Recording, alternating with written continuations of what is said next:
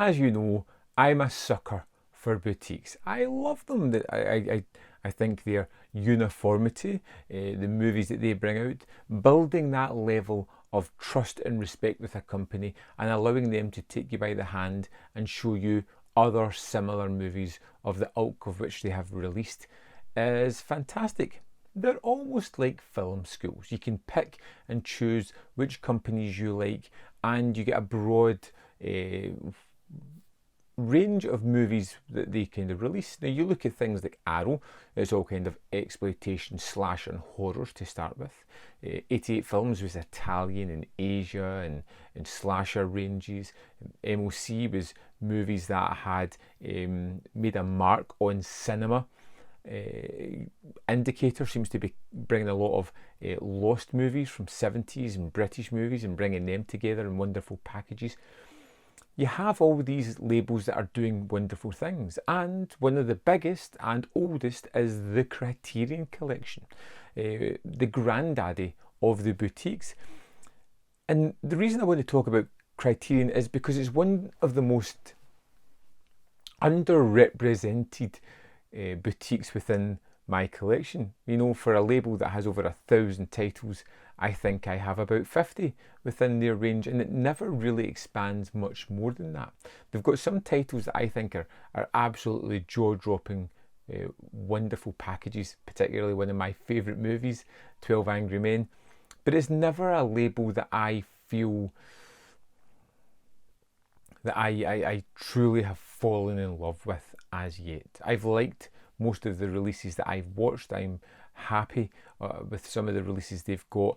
I want others, but it doesn't seem to have that kind of grasp on me that other boutique labels have. And I wonder why, because I see folk out there that ultimately love the Criterion Collection, and it does have that big reputation. It does have that kind of wide variety of movies, although it kind of tackles kind of historical epics to current new movies, to movies that have had a landmark on cinema, to art house movies that are little known, kind of cultish movies as well. It does tackle a lot of different things, and it should be something I feel more passionately about, but it's always one that's kind of sidelined with my collection, and I'm wondering why. And I think one of the reasons may be the fact that Criterion don't really go in for the limited editions. They don't go in for that FOMO. They don't harass you and chase you down. They just have a release. It comes with a booklet, and regardless whether you get it immediately or 5 years down the line, you're guaranteed to get that package. It's all about the film. It's all about the supplementals. It's about the consistency of keeping that range going. And I think where the other companies build up that rabid need of getting titles immediately, it's not something you really hear from Criterion. It could be my taste in movies. I love some good exploitation and horror titles as much as classic titles as well.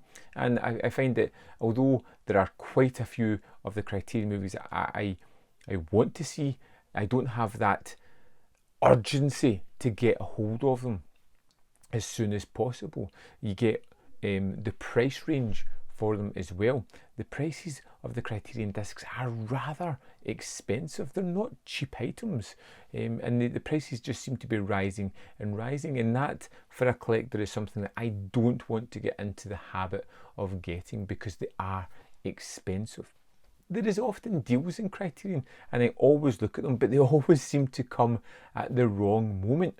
You know, I look at my collection and I love High and Low. I love Yojimbo and Shanjuro. I love 12 Angry Men. I love the fact that they put out a wonderful edition of The Lure, Grand Budapest Hotel. There's titles there that I need to get to sooner rather than later, like the Lone Wolf and Cub saga, or even the Samurai trilogy.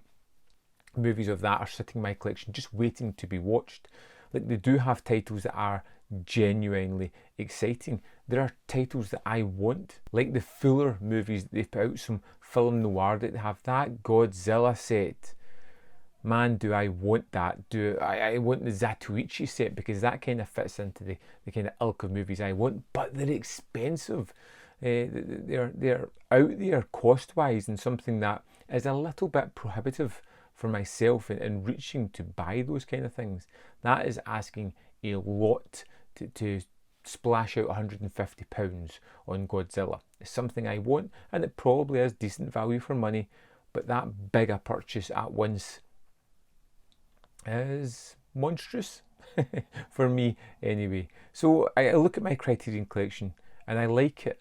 It's not given as much space in my collection. It's not something that I always go to first. It's not one that I'm excited by their announcements, and yet other people are. So I want you guys to kind of educate me a little bit in Criterion and tell me why you love it as much as you do. And I want you to tell me your favourite Criterion title, something that you think that should be in anyone's collections, or just a movie that you just utterly adore that's in the Criterion collection that you want to shout about.